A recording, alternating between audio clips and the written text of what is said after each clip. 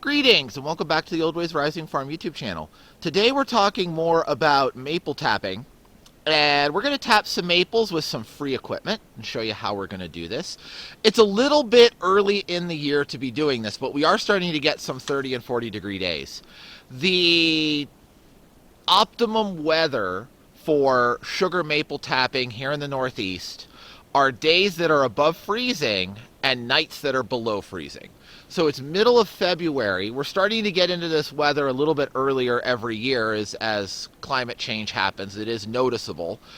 But we're a little early, but I wanted to get this video out to everybody so that you can see it and prepare for your seasons. So we're only going to put a couple in. The first thing I want to talk about are some trees that we're not going to tap.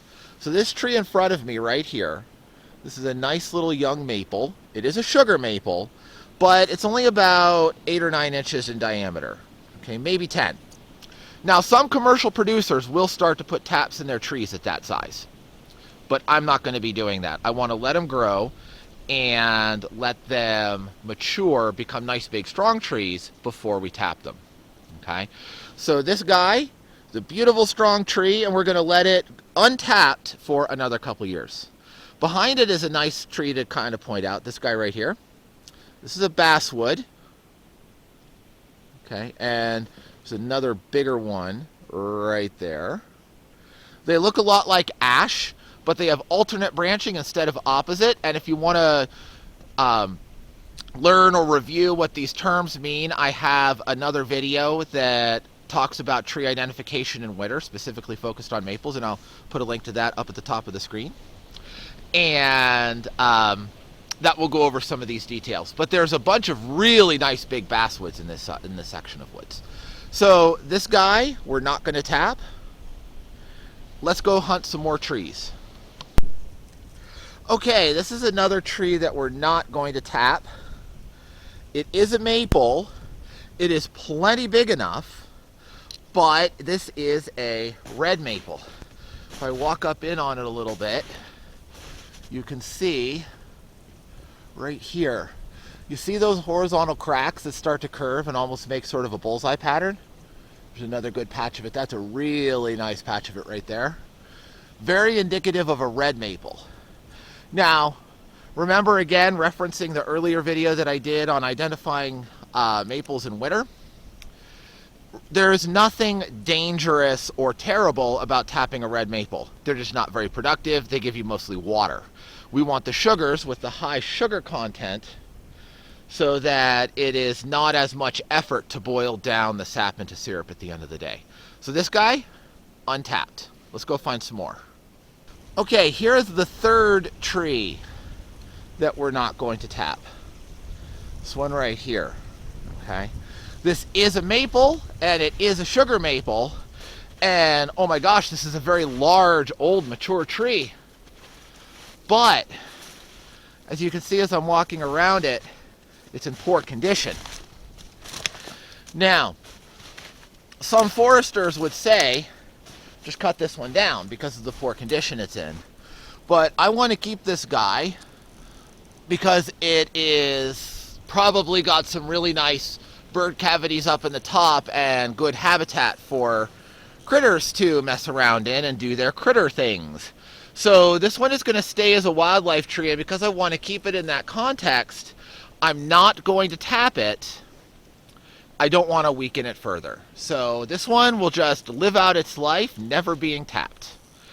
And the sad thing is, this is an ash tree that has been killed, so that one will have to come down. But this maple is going to stay and will remain untapped. Let's keep looking for a good tree to tap. Okay, so we have a winner. This is a beautiful, beautiful, beautiful maple tree. This is fully mature. It is dominant position in the canopy. It is the dominant tree in this little patch. And we're going to put one tap in it. Okay? This is large enough. Kitty, don't eat the strings. We have a kitty helper here with us. This is what the tap. So cute I stuttered, right? Anyhow, this is the sort of tree that you want to tap. This is the sort of tree that you could easily put a second tap in. But again, we're doing this in small quantity and we're early. I'm not expecting a real high yield for a couple of weeks anyway. This is mostly for show and tell early in the season for the YouTube channel, and the rest of what we do, we will do a bit later. But we will put one tap in this one. Now, we need a tap, and I am going to be using a hand-carved tap. Again, I'll put another link up at the top of the screen. This is, I did a video on how to carve these. This is a Staghorn sumac. The Latin name Rus typhina is the tap that I'm using here. So this is a free tap. You don't need a lot of expensive equipment to get started. And I have a free bucket. Okay? So if you look right here in the side of this milk jug, this has been washed out very well. I just cut a half-moon slot, and the tap will go over there and hold that quite nicely.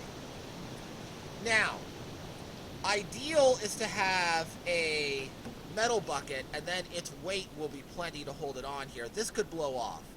Again, especially because I'm not expecting a real high yield for a little while. So I'm going to loop this pink rope that I already strung around the tree through the handle and just do a little tie off so that we don't make litter. Okay? So, to get started, you want to pick a drill bit, and I'm just using a hand brace and auger that is appropriate relative to the tang that you carved into your spile. Stick that back in my pocket. Come up at a convenient height. I'll try to do this so that you can see. We want to drill straight in. Sorry for that short interruption. Something got into the lead screw on this auger bit and was just preventing it from doing anything. So I had to go clean that for a second. You can see it's cutting nicely now. Okay. Drill in, we want to drill in about an inch. Get all that stuff out of there.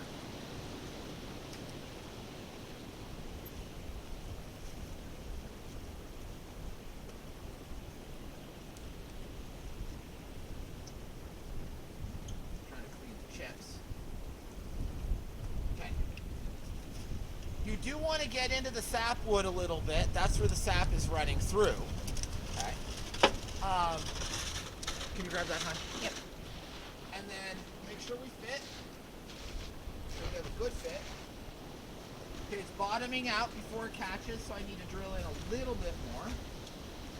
Or actually, I can grab the chisel I brought along with me for this purpose and just trim up my spile a little.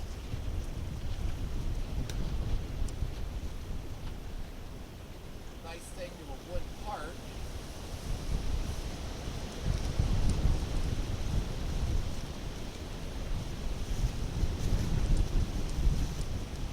Just do a little field surgery on it.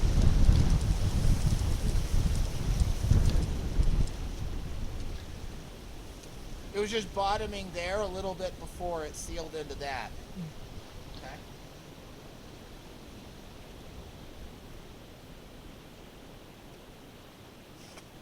Okay. Chisel down. Check. How are we doing? Okay. We're doing good. You know, we have clobber knocker. We seat it. That is very, very firm. That taper will hold it extremely well. It will fill up with sap, run out into our happy little bucket. And to keep our happy little bucket on this happy little tree, we need a happy little rope.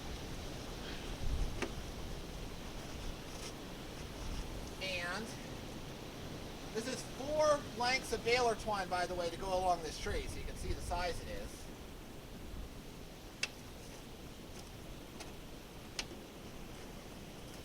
Move that down a little bit. We need to pull down, not up. There we go.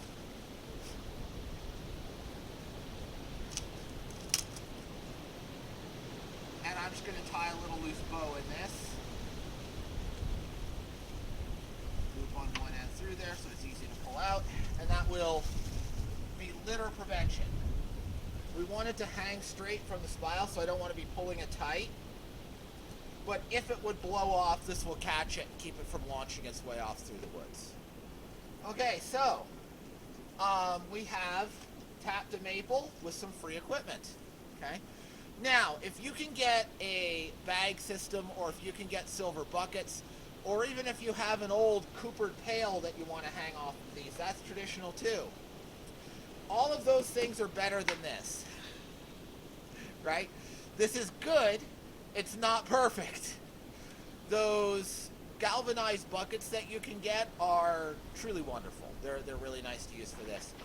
But if you just want to experiment, if you're looking for a family project, if you want to see if it's for you and you don't want to invest a whole lot of cash early on, do this. It isn't perfect, but it is good. It will work for you. Okay?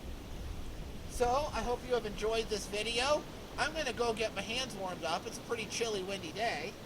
And I will see you next time on Old Ways Rising Farm.